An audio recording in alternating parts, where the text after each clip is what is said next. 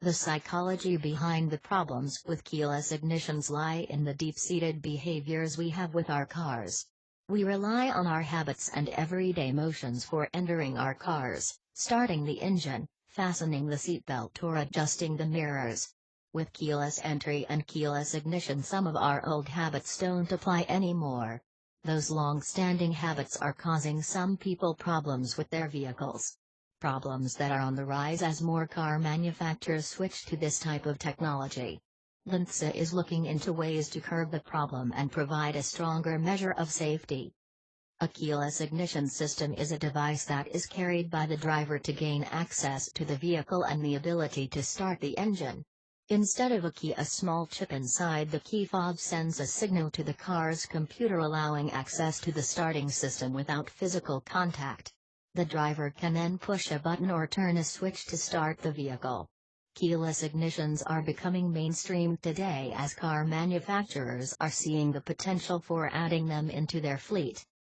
Recent incidents in the news, resulting in death or injuries, have focused more attention on the problems drivers are having with these new systems.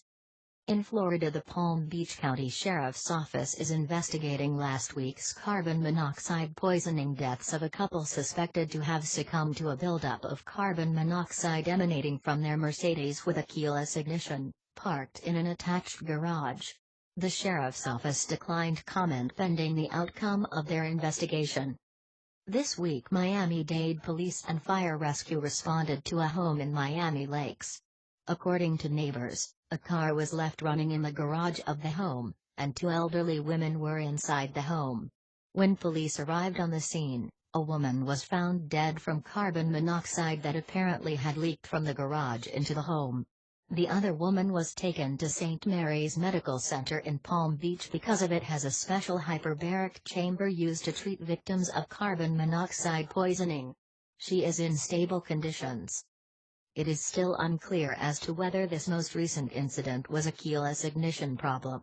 The cause of this accident is still under investigation. The age and model of the vehicle have not been released, however it points out the dangers that can occur from simply forgetting to turn off the ignition.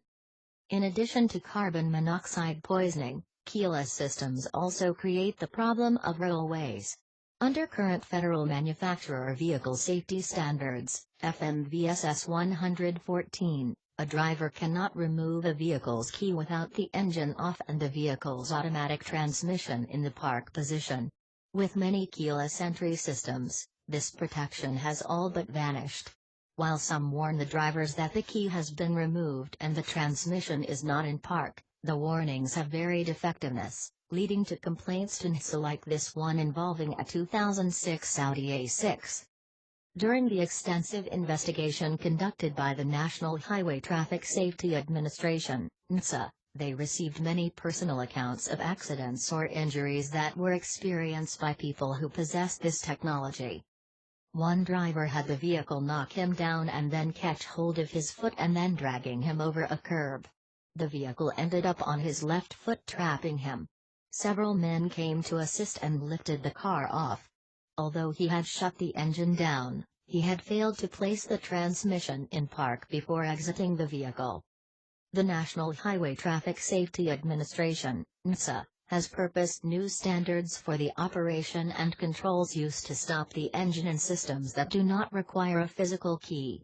They are proposing an audible warning be given to any driver who attempts to shut down the propulsion system without first moving the gear selection control to the park position. The alarm would also sound if a driver attempts to exit a vehicle without first turning off the engine system. The proposed change would also standardize the amount of time a driver would have to hold down the button in order to start and stop the engine. It would require that the switch that turns off the vehicle work whether the vehicle is running at speed or not. Currently, in order to shut down the engine at speeds, the driver is required to hold down the button for 3 seconds. For an emergency shutdown. This procedure is something most drivers are less than accomplished in. Indeed, many owners are not even aware of this hold the button requirement. The proposed rule seeks to change this control activation for all stops regardless of whether the vehicle is moving or stationary. The proposed rule change would implement the creation of a loud audible warning system to alert the driver that the door is open while the engine is running, and also a warning to the driver when exiting the vehicle if the transmission is not in park. The alarm continues until the vehicle is placed into the park position. The Society of Automotive Engineers, SAE, created the Keyless Ignition Subcommittee as a subcommittee of the Controls and Displays Committee, which has worked since early 2009 to develop and see recommended practice, RP, to standardize the operation of keyless ignition systems. These new provisions would reduce consumers' confusion with these new controls and reduce the potential for deaths or injury. The NHTSA believes that based on the Society of Automotive Engineers' new report on recommended practice, the implementation of these requirements would have little or no costs to implement. The alarms are already part of the electronic system and would only require a system modification to complete installation. Share this video and subscribe for more interesting auto insurance tips.